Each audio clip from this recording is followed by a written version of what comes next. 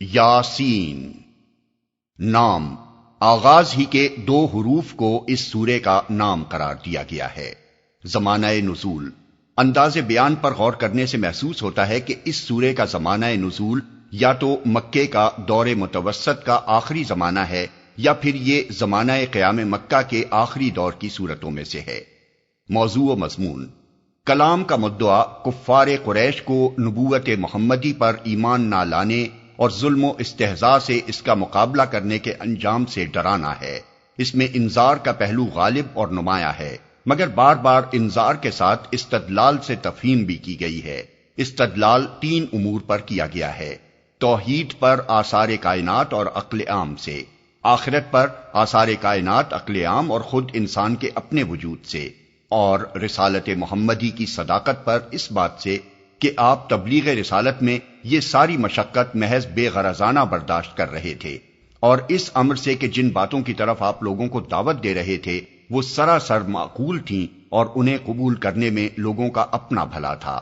اس استدلال کی قوت پر زجر و توبیخ اور ملامت و تنبیہ کے مضامین نہایت زوردار طریقے سے بار بار ارشاد ہوئے ہیں تاکہ دلوں کے قفل ٹوٹیں اور جن کے اندر قبول حق کی تھوڑی سی صلاحیت بھی ہو وہ متاثر ہوئے بغیر نہ رہ سکیں۔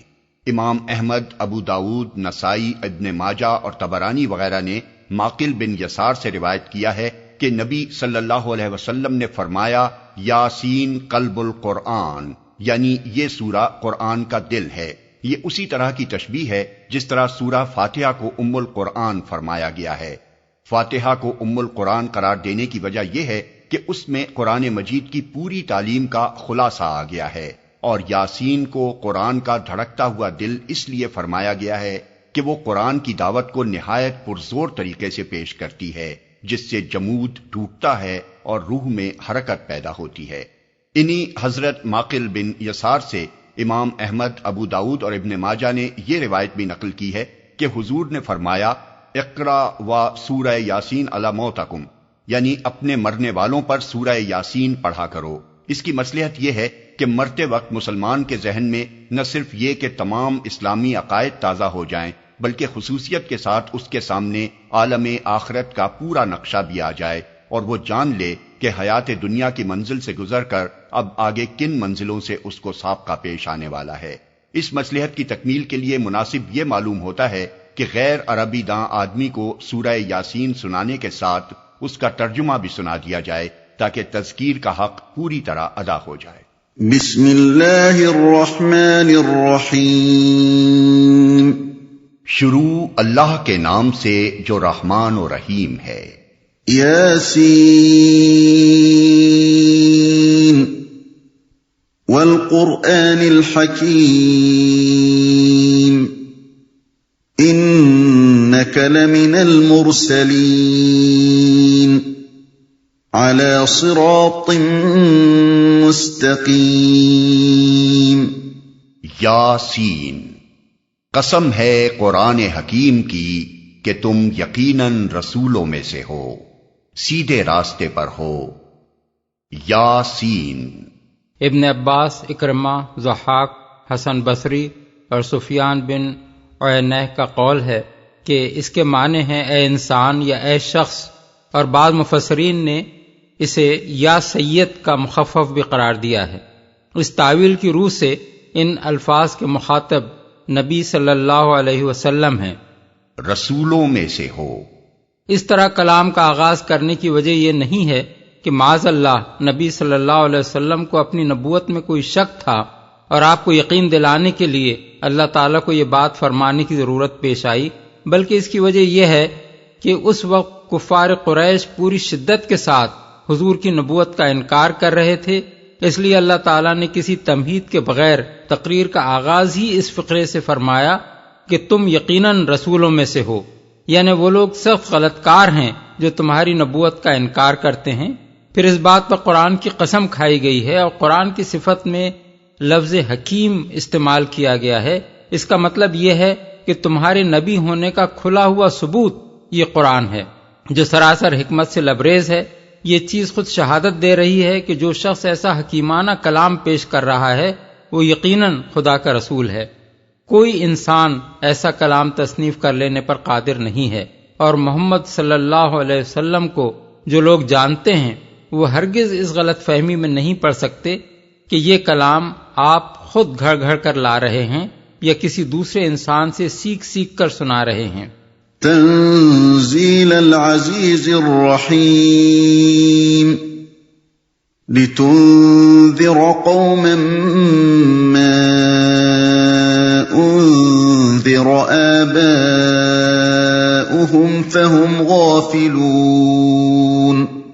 اور یہ قرآن غالب اور رحیم ہستی کا نازل کرتا ہے تاکہ تم خبردار کرو ایک ایسی قوم کو جس کے باپ دادا خبردار نہ کیے گئے تھے اور اس وجہ سے وہ غفلت میں پڑے ہوئے ہیں۔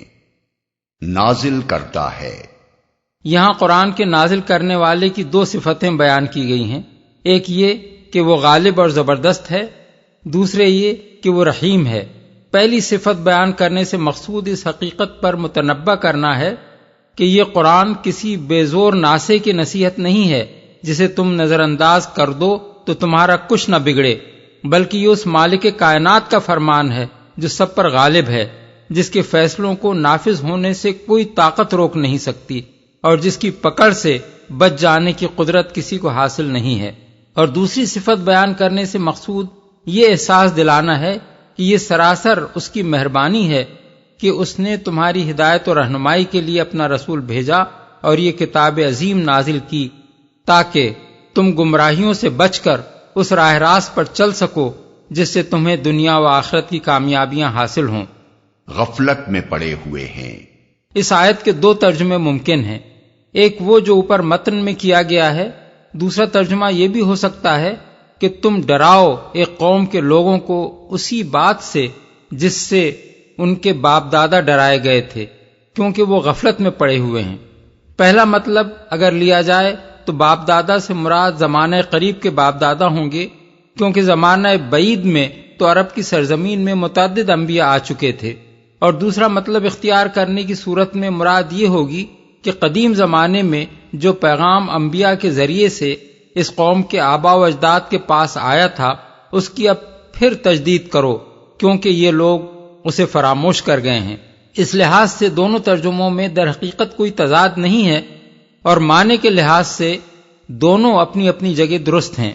اس مقام پر یہ شبہ پیدا ہوتا ہے کہ اس قوم کے اسلاف پر جو زمانہ ایسا گزرا تھا جس میں کوئی خبردار کرنے والا ان کے پاس نہیں آیا، اس زمانے میں اپنی گمراہی کے وہ کس طرح ذمہ دار ہو سکتے تھے؟ اس کا جواب یہ ہے کہ اللہ تعالیٰ جب کوئی نبی دنیا میں بھیجتا ہے تو اس کی تعلیم و ہدایت کے اثرات دور دور تک پھیلتے ہیں اور نسلاً بعد نسلاً چلتے رہتے ہیں۔ یہ آثار جب تک باقی رہیں اور نبی کے پیرووں میں جب تک ایسے لوگ اٹھتے رہیں جو ہدایت کی شمع روشن کرنے والے ہوں، اس وقت تک زمانے کو ہدایت سے خالی قرار نہیں دیا جا سکتا، اور جب اس نبی کی تعلیم کے اثرات بالکل مٹ جائیں یا ان میں مکمل تحریف ہو جائے تو دوسرے نبی کی بعثت ناگزیر ہو جاتی ہے۔ نبی صلی اللہ علیہ وسلم کی بعثت سے پہلے عرب میں حضرت ابراہیم و اسماعیل اور حضرت شعیب اور حضرت موسیٰ و عیسیٰ علیہم السلام کی تعلیم کے اثرات ہر طرف پھیلے ہوئے تھے، اور وقتاً فوقتاً ایسے لوگ اس قوم میں اٹھتے رہے تھے یا باہر سے آتے رہے تھے جو ان اثرات کو تازہ کرتے رہتے تھے۔ جب یہ اثرات مٹنے کے قریب ہو گئے اور اصل تعلیم میں بھی تحریف ہو گئی تو اللہ تعالیٰ نے حضور کو مبعوث فرما دیا اور ایسا انتظام فرمایا کہ آپ کی ہدایت کے آثار نہ مٹ سکتے ہیں نہ محرف ہو سکتے ہیں۔ لقد حق القول على اکثرهم فهم لا يؤمنون۔ ان میں سے اکثر لوگ فیصلہ عذاب کے مستحق ہو چکے ہیں، اسی لیے وہ ایمان نہیں لاتے۔ یہ ان لوگوں کا ذکر ہے جو نبی صلی اللہ علیہ وسلم کی دعوت کے مقابلے میں ضد اور ہٹ دھرمی سے کام لے رہے تھے، اور جنہوں نے طے کر لیا تھا کہ آپ کی بات بہرحال مان کر نہیں دینی ہے۔ ان کے متعلق فرمایا گیا ہے کہ یہ لوگ فیصلہ عذاب کے مستحق ہو چکے ہیں، اس لیے یہ ایمان نہیں لاتے۔ اس کا مطلب یہ ہے کہ جو لوگ نصیحت پر کان نہیں دھرتے اور خدا کی طرف سے پیغمبروں کے ذریعے اتمام حجت ہو جانے پر بھی انکار اور حق دشمنی کی روش ہی اختیار کیے چلے جاتے ہیں، ان پر خود ان کی اپنی شامت اعمال مسلط کر دی جاتی ہے اور پھر انہیں توفیق ایمان نصیب نہیں ہوتی۔ اسی مضمون کو آگے چل کر اس فقرے میں کھول دیا گیا ہے کہ تم تو اسی شخص کو خبردار کر سکتے ہو جو نصیحت کی پیروی کرے اور بے دیکھے خدائے رحمان سے ڈرے۔ إِنَّا جَعَلْنَا فِي أَعْنَاقِهِمْ أَغْلَالًا فَهِيَ إِلَى الْأَذْقَانِ فَهُمْ مُقْمَحُونَ، ہم نے ان کی گردنوں میں طوق ڈال دیے ہیں جن سے وہ ٹھوڑیوں تک جکڑے گئے ہیں، اس لیے وہ سر اٹھائے کھڑے ہیں۔ اس آیت میں طوق سے مراد ان کی اپنی ہٹ دھرمی ہے جو ان کے لیے قبول حق میں مانع ہو رہی تھی۔ ٹھوڑیوں تک جکڑے جانے اور سر اٹھائے کھڑے ہونے سے مراد وہ گردن کی اکڑ ہے جو تکبر اور نخوت کا نتیجہ ہوتی ہے۔ اللہ تعالیٰ یہ فرما رہا ہے کہ ہم نے ان کی ضد اور ہٹ دھرمی کو ان کی گردن کا طوق بنا دیا ہے، اور جس کبر اور نخوت میں یہ مبتلا ہیں اس کی وجہ سے ان کی گردنیں اس طرح اکڑ گئی ہیں کہ اب خواہ کوئی روشن سے روشن حقیقت بھی ان کے سامنے آ جائے یہ اس کی طرف التفات کر کے نہ دیں گے۔ وَجَعَلْنَا مِن بَيْنِ أَيْدِيهِمْ سَدًّا وَمِنْ خَلْفِهِمْ سَدًّا فَأَغْشَيْنَاهُمْ فَهُمْ لَا يُبْصِرُونَ، ہم نے ایک دیوار ان کے آگے کھڑی کر دی ہے اور ایک دیوار ان کے پیچھے، ہم نے انہیں ڈھانک دیا ہے، انہیں اب کچھ نہیں سوچتا۔ ایک دیوار آگے اور ایک پیچھے کھڑی کر دینے سے مراد یہ ہے کہ اسی ہٹ دھرمی اور استکبار کا فطری نتیجہ یہ ہوا ہے کہ یہ لوگ نہ پچھلی تاریخ سے کوئی سبق لیتے ہیں اور نہ مستقبل کے نتائج پر کبھی غور کرتے ہیں۔ ان کے تعصبات نے ان کو ہر طرف سے اس طرح ڈھانک لیا ہے اور ان کی غلط فہمیوں نے ان کی آنکھوں پر ایسے پردے ڈال دیے ہیں کہ انہیں وہ کھلے کھلے حقائق نظر نہیں آتے جو ہر سلیم الطبع اور بے تعصب انسان کو نظر آ رہے ہیں۔ وَسَوَاءٌ عَلَيْهِمْ أَأَنذَرْتَهُمْ أَمْ لَمْ تُنذِرْهُمْ لَا يُؤْمِنُونَ، ان کے لیے یکساں ہے تم انہیں خبردار کرو یا نہ کرو، یہ نہ مانیں گے۔ اس کا یہ مطلب نہیں ہے کہ اس حالت میں تبلیغ کرنا بیکار ہے، بلکہ اس کا مطلب یہ ہے کہ تمہاری تبلیغ عام ہر طرح کے انسانوں تک پہنچتی ہے۔ ان میں سے کچھ لوگ وہ ہیں جن کا ذکر اوپر ہوا ہے اور کچھ دوسرے لوگ وہ ہیں جن کا ذکر آگے کی آیت میں آ رہا ہے۔ پہلی قسم کے لوگوں سے جب سابقہ پیش آئے اور تم دیکھ لو کہ وہ انکار و استکبار اور عناد و مخالفت پر جمے ہوئے ہیں تو ان کے پیچھے نہ پڑو، مگر ان کی اس روش سے دل شکستہ و مایوس ہو کر اپنا کام چھوڑ بھی نہ بیٹھو، کیونکہ تمہیں نہیں معلوم کہ اسی ہجوم خلق کے درمیان وہ خدا کے بندے کہاں ہیں جو نصیحت قبول کرنے والے اور خدا سے ڈر کر راہ راست پر آ جانے والے ہیں۔ تمہاری تبلیغ کا اصل مقصود اسی دوسری قسم کے انسانوں کو تلاش کرنا اور انہیں چھانٹ چھانٹ کر نکال لینا ہے۔ ہٹ دھرموں کو چھوڑتے جاؤ اور اس قیمتی متاع کو سمیٹتے چلے جاؤ۔ انما تنذر من اتبع الذکر وخشی الرحمن بالغیب فبشره بمغفرة واجر کریم، تم تو اسی شخص کو خبردار کر سکتے ہو جو نصیحت کی پیروی کرے اور بے دیکھے خدائے رحمان سے ڈرے، اسے مغفرت اور اجر کریم کی بشارت دے دو۔ اِنَّا نَحْنُ نُحْيِي الْمَوْتَى وَنَكْتُبُ مَا قَدَّمُوا وَآثَارَهُمْ وَكُلَّ شَيْءٍ أَحْصَيْنَاهُ فِي إِمَامٍ مُبِينٍ، ہم یقیناً ایک روز مردوں کو زندہ کرنے والے ہیں، جو کچھ افعال انہوں نے کیے ہیں وہ سب ہم لکھتے جا رہے ہیں، اور جو کچھ آثار انہوں نے پیچھے چھوڑے ہیں وہ بھی ہم ثبت کر رہے ہیں۔ ہر چیز کو ہم نے ایک کھلی کتاب میں درج کر رکھا ہے۔ ثبت کر رہے ہیں۔ اس سے معلوم ہوا کہ انسان کا نامہ اعمال 3 قسم کے اندراجات پر مشتمل ہے۔ ایک یہ کہ ہر شخص جو کچھ بھی اچھا یا برا عمل کرتا ہے وہ اللہ تعالیٰ کے دفتر میں لکھ لیا جاتا ہے۔ دوسرے، اپنے گرد و پیش کی اشیاء اور خود اپنے جسم کے اعضاء پر جو نقوش یعنی امپریشنز بھی انسان مرتسم کرتا ہے وہ سب کے سب ثبت ہو جاتے ہیں، اور یہ سارے نقوش ایک وقت اس طرح ابھر آئیں گے کہ اس کی اپنی آواز سنی جائے گی، اس کے اپنے خیالات اور نیتوں اور ارادوں کی پوری داستان اس کی لوح ذہن پر لکھی نظر آئے گی، اور اس کے ایک ایک اچھے اور برے فعل اور اس کی تمام حرکات و سکنات کی تصویریں سامنے آ جائیں گی۔ تیسرے، اپنے مرنے کے بعد اپنی آئندہ نسل پر، اپنے معاشرے پر اور پوری انسانیت پر اپنے اچھے اور برے اعمال کے جو اثرات وہ چھوڑ گیا ہے وہ جس وقت تک اور جہاں جہاں تک کار فرما رہیں گے وہ سب اس کے حساب میں لکھے جاتے رہیں گے۔ اپنی اولاد کو جو بھی اچھی یا بری تربیت اس نے دی ہے، اپنے معاشرے میں جو بھلائیاں یا برائیاں بھی اس نے پھیلائی ہیں، اور انسانیت کے حق میں جو پھول یا کانٹے بھی وہ بو گیا ہے، ان سب کا پورا ریکارڈ اس وقت تک تیار کیا جاتا رہے گا جب تک اس کی لگائی ہوئی یہ فصل دنیا میں اپنے اچھے یا برے پھل لاتی رہے گی۔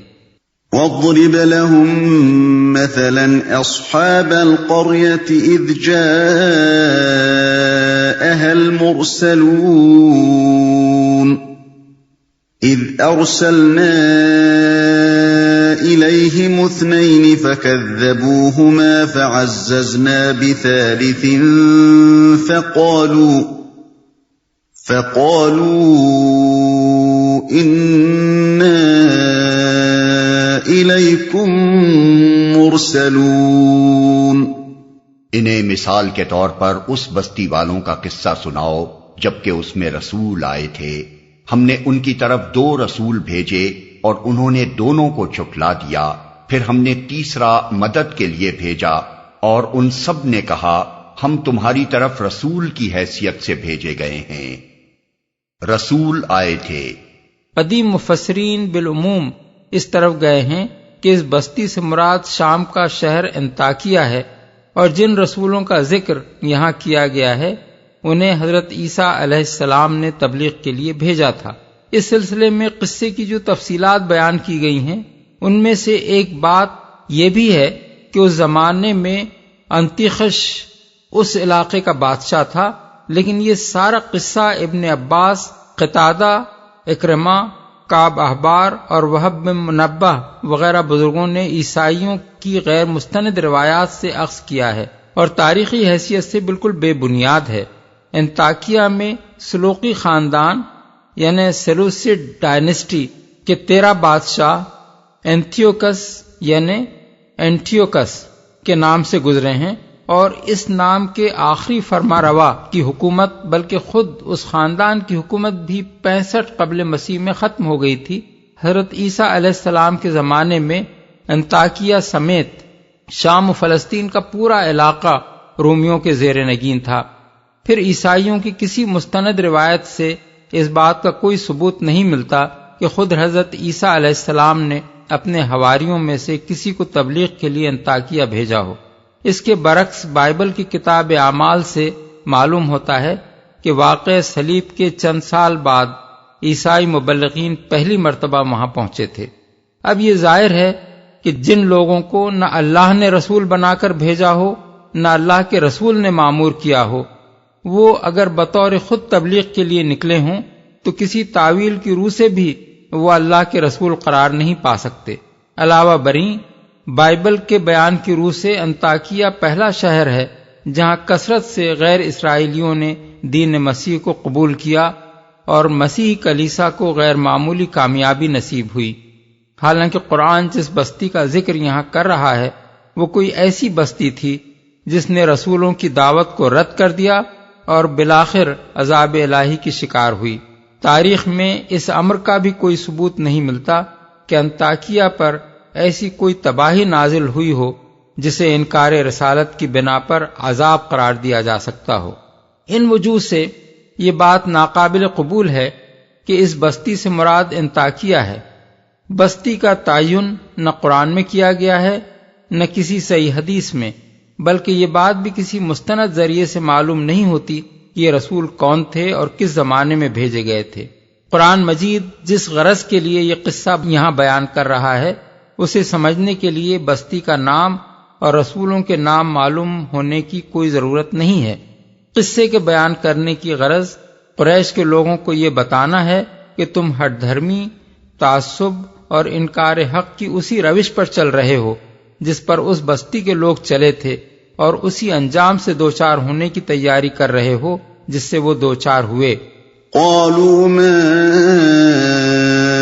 انتم الا بشر مثلنا وما انزل الرحمن من شيء ان انتم الا تكذبون۔ بستی والوں نے کہا تم کچھ نہیں ہو مگر ہم جیسے چند انسان، اور خدائے رحمان نے ہرگز کوئی چیز نازل نہیں کی ہے، تم محض جھوٹ بولتے ہو، ہم جیسے چند انسان۔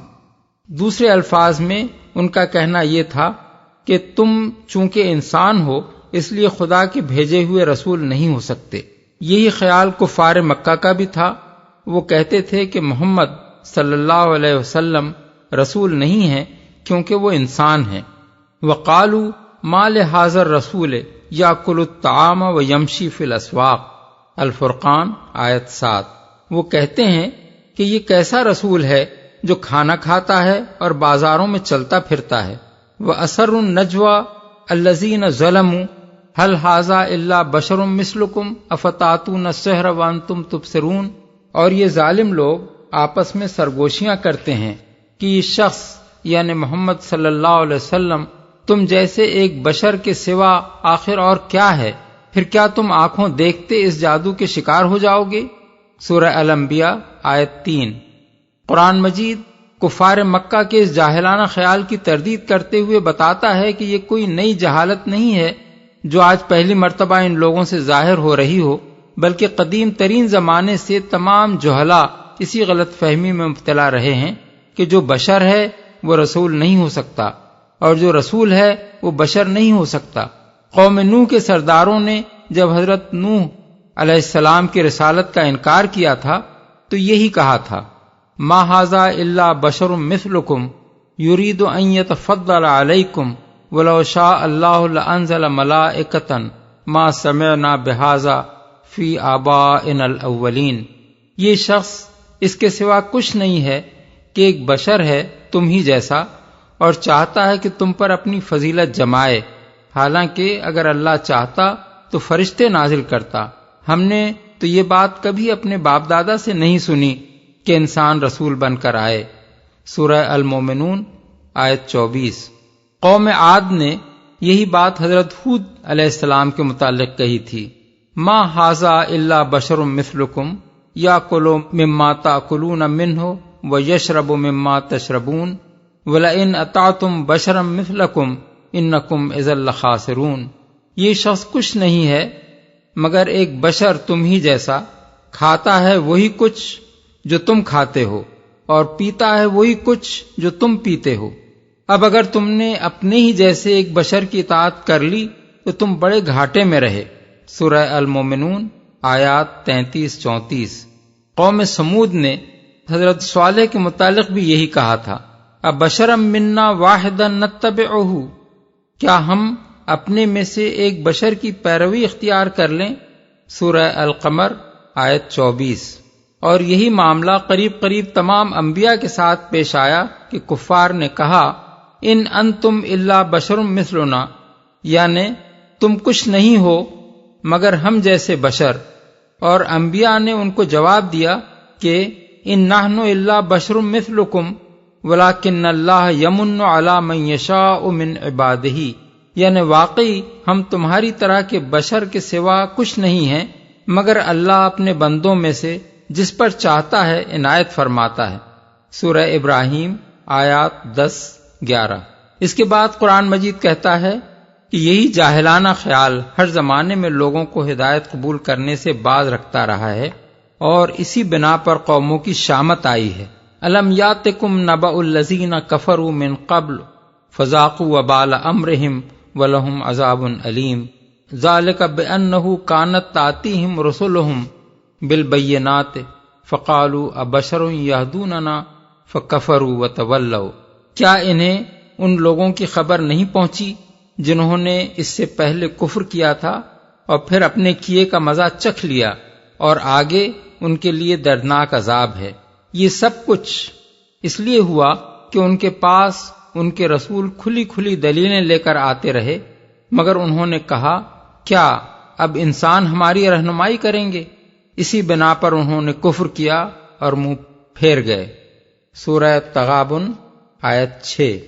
وما منع الناس ان يؤمنوا اذ جاءهم الهدى الا ان قالوا ابعث اللہ بشر رسولا، یعنی لوگوں کے پاس جب ہدایت آئی تو کوئی چیز انہیں ایمان لانے سے روکنے والی اس کے سوا نہ تھی کہ انہوں نے کہا کیا اللہ نے بشر کو رسول بنا کر بھیج دیا؟ سورہ بنی اسرائیل آیت 94۔ پھر قرآن مجید پوری صراحت کے ساتھ کہتا ہے کہ اللہ نے ہمیشہ انسانوں ہی کو رسول بنا کر بھیجا ہے، اور انسان کی ہدایت کے لیے انسان ہی رسول ہو سکتا ہے، نہ کہ کوئی فرشتہ یا بشریت سے بالا تر کوئی ہستی۔ وما ارسلنا قبلک الا رجالا نوحی الیہم فاسألوا اہل الذکر ان کنتم لا تعلمون وما جعلناہم جسدا لا یأکلون الطعام وما کانوا خالدین، یعنی ہم نے تم سے پہلے انسانوں ہی کو رسول بنا کر بھیجا ہے جن پر ہم وحی کرتے تھے، اگر تم نہیں جانتے تو اہل علم سے پوچھ لو، اور ہم نے ان کو ایسے جسم نہیں بنایا تھا کہ وہ کھانا نہ کھائیں اور نہ وہ ہمیشہ جینے والے تھے۔ سورہ الانبیاء آیات 7-8۔ وما ارسلنا قبلک من المرسلین الا انہم لیأکلون الطعام ویمشون فی الاسواق، یعنی ہم نے تم سے پہلے جو رسول بھی بھیجے تھے وہ سب کھانا کھاتے تھے اور بازاروں میں چلتے پھرتے تھے۔ سورہ الفرقان آیت 20۔ قل لو کان فی الارض ملائکۃ یمشون مطمئنین لنزلنا علیہم من السماء ملکا رسولا، یعنی اے نبی ان سے کہو کہ اگر زمین میں فرشتے اطمینان سے چل پھر رہے ہوتے تو ہم ان پر فرشتے ہی کو رسول بنا کر نازل کرتے۔ سورہ بنی اسرائیل آیت 95۔ کوئی چیز نازل نہیں کی ہے۔ یہ ایک اور جہالت ہے جس میں کفار مکہ بھی مبتلا تھے اور آج کے نام نہاد اقلیت پسند لوگ بھی مبتلا ہیں، اور قدیم ترین زمانے سے ہر زمانے کے منکرین وحی و رسالت اس میں مبتلا رہے ہیں۔ ان سب لوگوں کا ہمیشہ سے یہ خیال رہا ہے کہ اللہ تعالیٰ سرے سے انسانی ہدایت کے لیے کوئی وحی نازل نہیں کرتا، اس کو صرف عالم بالا کے معاملات سے دلچسپی ہے، انسانوں کا معاملہ اس نے خود انسانوں ہی پر چھوڑ رکھا ہے۔ قالوا ربنا يعلم إنا إليكم لمرسلون وما علينا إلا البلاغ المبين۔ رسولوں نے کہا ہمارا رب جانتا ہے کہ ہم ضرور تمہاری طرف رسول بنا کر بھیجے گئے ہیں، اور ہم پر صاف صاف پیغام پہنچا دینے کے سوا کوئی ذمہ داری نہیں ہے۔ یعنی ہمارا کام اس سے زیادہ کچھ نہیں ہے کہ جو پیغام تم تک پہنچانے کے لیے اللہ رب العالمین نے ہمارے سپرد کیا ہے وہ تمہیں پہنچا دیں۔ اس کے بعد تمہیں اختیار ہے کہ مانو یا نہ مانو۔ یہ ذمہ داری ہم پر نہیں ڈالی گئی ہے کہ تمہیں زبردستی منوا کر ہی چھوڑیں، اور اگر تم نہ مانو گے تو تمہارے کفر میں ہم نہیں پکڑے جائیں گے، بلکہ اپنے اس جرم کی جواب دہی تم کو خود ہی کرنی پڑے گی۔ قالوا إنا تطيرنا بكم لئن لم تنتهوا لنرجمنكم وليمسنكم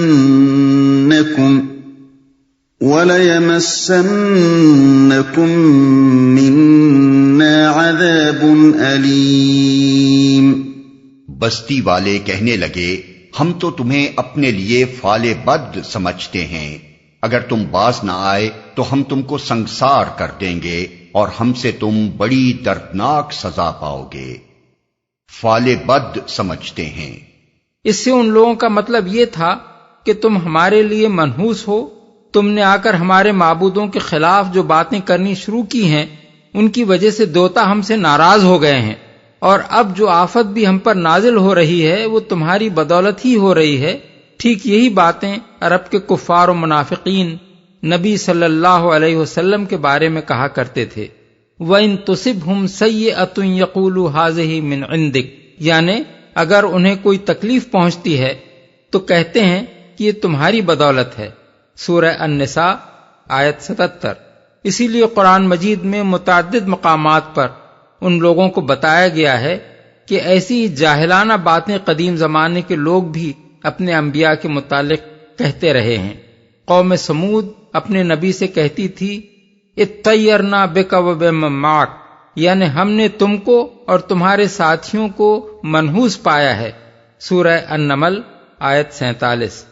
اور یہی رویہ فرعون کی قوم کا بھی تھا کہ فَإِذَا جَاءَتْهُمُ الْحَسَنَةُ قَالُوا لَنَا هَٰذِهِ وَإِن تُصِبْهُمْ سَيِّئَةٌ يَطَّيَّرُوا بِمُوسَىٰ وَمَن مَّعَهُ، یعنی جب ان پر اچھی حالت آتی تو کہتے کہ یہ ہماری خوش نصیبی ہے، اور اگر کوئی مصیبت ان پر آ پڑتی تو اسے موسیٰ اور ان کے ساتھیوں کی نحوست قرار دیتے۔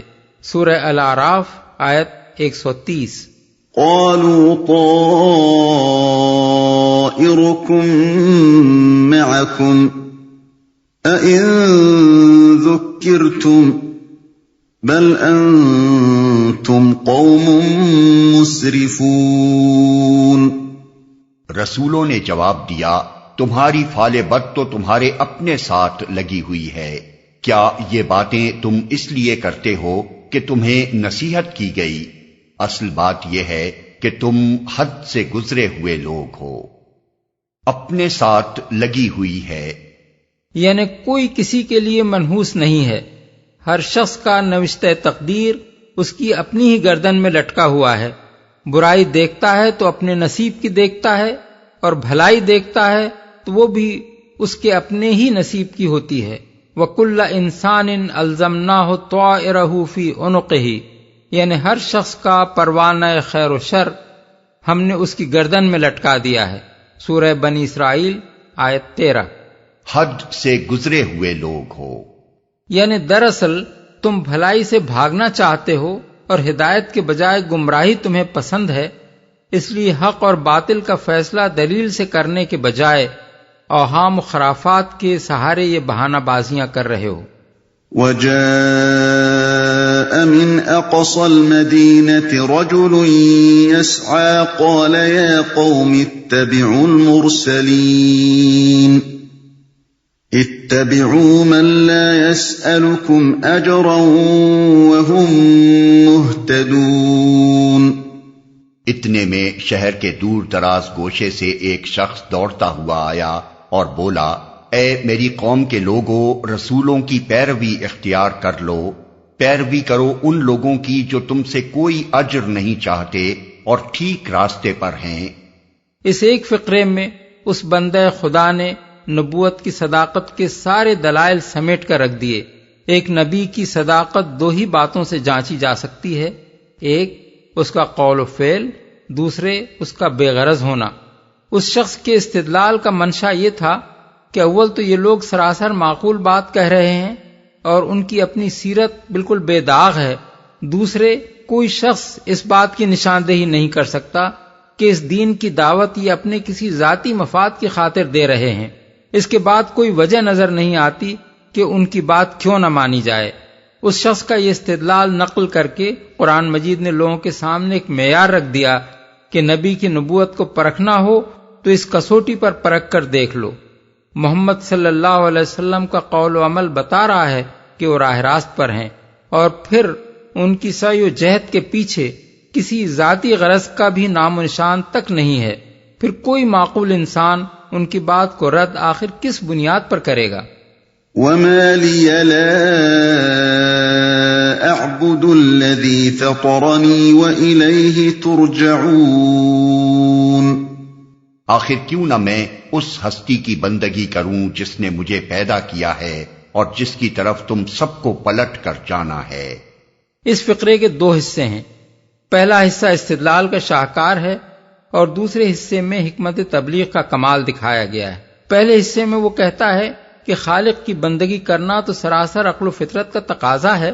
نامعقول بات اگر کوئی ہے تو وہ یہ کہ آدمی ان کی بندگی کرے جنہوں نے اسے پیدا نہیں کیا ہے، نہ یہ کہ وہ اس کا بندہ بن کر رہے جس نے اسے پیدا کیا ہے. دوسرے حصے میں وہ اپنی قوم کے لوگوں کو یہ احساس دلاتا ہے کہ مرنا آخر تم کو بھی ہے اور اسی خدا کی طرف جانا ہے جس کی بندگی اختیار کرنے پر تمہیں اعتراض ہے. اب تم خود سوچ لو کہ اس سے منہ موڑ کر تم کس بھلائی کی توقع کر سکتے ہو. أَأَتَّخِذُ مِن دُونِهِ آلِهَةً إِن يُرِدْنِ الرَّحْمَنُ بِضُرٍّ لَّا تُغْنِ عَنِّي شَفَاعَتُهُمْ إِن يُرِدْنِ الرَّحْمَنُ بِضُرٍّ لَّا تُغْنِ عَنِّي شَفَاعَتُهُمْ شَيْئًا وَلَا يُنقِذُونَ. کیا میں اسے چھوڑ کر دوسرے کو معبود بنا لوں، حالانکہ اگر خدائے رحمان مجھے کوئی نقصان پہنچانا چاہے تو نہ ان کی شفاعت میرے کسی کام آ سکتی ہے اور نہ وہ مجھے چھڑا ہی سکتے ہیں. یعنی نہ وہ خدا کے ایسے چہیتے ہیں کہ میں صریح جرم کروں اور وہ محض ان کی سفارش پر مجھے معاف کر دے، اور نہ ان کے اندر اتنا زور ہے کہ خدا مجھے سزا دینا چاہے اور وہ اپنے بلبوتے پر مجھے چھڑا لے جائیں. انی اذا لفی ضلال مبین. انی آمنت بربکم فاسمعون. اگر میں ایسا کروں تو میں صریح گمراہی میں مبتلا ہو جاؤں گا. میں تو تمہارے رب پر ایمان لے آیا، تم بھی میری بات مان لو. اگر میں ایسا کروں، یعنی یہ جانتے ہوئے بھی اگر میں ان کو معبود بناؤں. تمہارے رب پر ایمان لے آیا. اس فقرے میں پھر حکمت تبلیغ کا ایک لطیف نکتہ پوشیدہ ہے. یہ کہہ کر اس شخص نے ان لوگوں کو یہ احساس دلایا کہ جس رب پر میں ایمان لایا ہوں وہ محض میرا ہی رب نہیں ہے بلکہ تمہارا رب بھی ہے. اس پر ایمان لا کر میں نے غلطی نہیں کی ہے بلکہ اس پر ایمان نہ لا کر تم ہی غلطی کر رہے ہو. قیل ادخل الجنة قال یا لیت قومی یعلمون بما غفر لی ربی وجعلنی من المکرمین. آخر کار ان لوگوں نے اسے قتل کر دیا اور اس شخص سے کہہ دیا گیا کہ داخل ہو جا جنت میں. اس نے کہا کاش میری قوم کو معلوم ہوتا کہ میرے رب نے کس چیز کی بدولت میری مغفرت فرما دی اور مجھے باعزت لوگوں میں داخل فرمایا. داخل ہو جا جنت میں یعنی شہادت نصیب ہوتے ہی اس شخص کو جنت کی بشارت دے دی گئی. جو ہی وہ موت کے دروازے سے گزر کر دوسرے عالم میں پہنچا، فرشتے اس کے استقبال کو موجود تھے اور انہوں نے اسے خوشخبری دے دی کہ فردوس بری اس کی منتظر ہے. اس فقرے کی تعویل میں مفسرین کے درمیان اختلاف ہے. قتادہ کہتے ہیں کہ اللہ نے اسی وقت اسے جنت میں داخل کر دیا اور وہ وہاں زندہ ہے، رزق پا رہا ہے. اور مجاہد کہتے ہیں کہ یہ بات ملائکہ نے اس سے بشارت کے طور پر کہی اور اس کا مطلب یہ ہے کہ قیامت کے بعد جب تمام اہل ایمان جنت میں داخل ہوں گے تو وہ بھی ان کے ساتھ داخل ہوگا. باعزت لوگوں میں داخل فرمایا. یہ اس مرد مومن کے کمال اخلاق کا ایک نمونہ ہے جن لوگوں نے اسے ابھی ابھی قتل کیا تھا. ان کے خلاف کوئی غصہ اور جذبہ انتقام اس کے دل میں نہ تھا کہ وہ اللہ سے ان کے حق میں بد دعا کرتا. اس کے بجائے وہ اب بھی ان کی خیرخواہی کیے جا رہا تھا. مرنے کے بعد اس کے دل میں اگر کوئی تمنا پیدا ہوئی تو وہ بس یہ تھی کہ کاش میری قوم میرے اس انجام نیک سے باخبر ہو جائے اور میری زندگی سے نہیں تو میری موت ہی سے سبق لے کر راہ راست اختیار کر لے. وہ شریف انسان اپنے قاتلوں کے لیے بھی جہنم نہ چاہتا تھا بلکہ یہ چاہتا تھا کہ وہ ایمان لا کر جنت کے مستحق بنے. اسی کی تعریف کرتے ہوئے حدیث میں ارشاد ہوا ہے کہ نصح قومہ حیم و میتن، یعنی اس شخص نے جیتے جی بھی اپنی قوم کی خیرخواہی کی اور مر کر بھی۔ اس واقعے کو بیان کر کے اللہ تعالیٰ نے کفار مکہ کو درپردہ اس حقیقت پر متنبہ فرمایا ہے کہ محمد صلی اللہ علیہ وسلم اور ان کے ساتھی اہل ایمان بھی اسی طرح تمہارے سچے خیرخواہ ہیں جس طرح وہ مرد مومن اپنی قوم کا خیرخواہ تھا۔ یہ لوگ تمہاری تمام ایذا رسانیوں کے باوجود تمہارے خلاف کوئی ذاتی عناد اور کوئی جذبہ انتقام نہیں رکھتے۔ ان کو دشمنی تم سے نہیں بلکہ تمہاری گمراہی سے ہے۔ یہ تم سے صرف اس لیے لڑ رہے ہیں کہ تم راہ راست پر آ جاؤ، اس کے سوا ان کا اور کوئی مقصد نہیں ہے۔ یہ آیت بھی منجملہ ان آیات کے ہے جن سے حیات برزخ کا صریح ثبوت ملتا ہے۔ اس سے معلوم ہوتا ہے کہ مرنے کے بعد سے قیامت تک کا زمانہ خالص عدم اور کامل نیستی کا زمانہ نہیں ہے جیسا کہ بعض کم علم لوگ گمان کرتے ہیں، بلکہ اس زمانے میں بھی جسم کے بغیر روح زندہ رہتی ہے، کلام کرتی اور کلام سنتی ہے، جذبات و احساسات رکھتی ہے، خوشی اور غم محسوس کرتی ہے، اور اہل دنیا کے ساتھ بھی اس کی دلچسپیاں باقی رہتی ہیں۔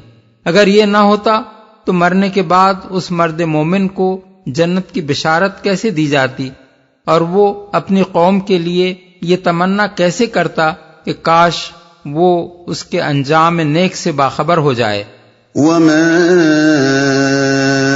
انزلنا على قومه من بعده من جند من السماء وما كنا منزلين إن كانت إلا صيحة واحدة فإذا هم خامدون۔ اس کے بعد اس کی قوم پر ہم نے آسمان سے کوئی لشکر نہیں اتارا، ہمیں لشکر بھیجنے کی کوئی حاجت نہ تھی، بس ایک دھماکہ ہوا اور یکا یک وہ سب بجھ کر رہ گئے۔ ان الفاظ میں ایک لطیف طنز ہے۔ اپنی طاقت پر ان کا گھمنڈ اور دین حق کے خلاف ان کا جوش و خروش گویا ایک شعلہ جوالہ تھا جس کے متعلق اپنے ذام میں وہ یہ سمجھ رہے تھے کہ یہ ان تینوں انبیاء اور ان پر ایمان لانے والوں کو بھسم کر ڈالے گا، لیکن اس شعلے کی بساط اس سے زیادہ کچھ نہ نکلی کہ خدا کے عذاب کی ایک ہی چوٹ نے اس کو ٹھنڈا کر کے رکھ دیا۔ یا حسرة علی العباد ما یأتیہم من رسول الا كانوا به یستہزئون۔ افسوس بندوں کے حال پر جو رسول بھی ان کے پاس آیا اس کا وہ مذاق ہی اڑاتے رہے۔ أَلَمْ يَرَوْا كَمْ أَهْلَكْنَا قَبْلَهُمْ مِنَ الْقُرُونِ أَنَّهُمْ إِلَيْهِمْ لَا يَرْجِعُونَ وَإِن كُلٌّ لَمَّا جَمِيعٌ لَدَيْنَا مُحْضَرُونَ۔ کیا انہوں نے دیکھا نہیں کہ ان سے پہلے کتنی ہی قوموں کو ہم ہلاک کر چکے ہیں اور اس کے بعد وہ پھر کبھی ان کی طرف پلٹ کر نہ آئے۔ ان سب کو ایک روز ہمارے سامنے حاضر کیا جانا ہے، ان کی طرف پلٹ کر نہ آئے، یعنی ایسے مٹے کہ ان کا کہیں نام و نشان تک باقی نہ رہا، جو گرا پھر نہ اٹھا۔ دنیا میں آج کوئی ان کا نام لیوا تک نہیں ہے، ان کی تہذیب اور ان کے تمدن ہی کا نہیں، ان کی نسلوں کا بھی خاتمہ ہو گیا۔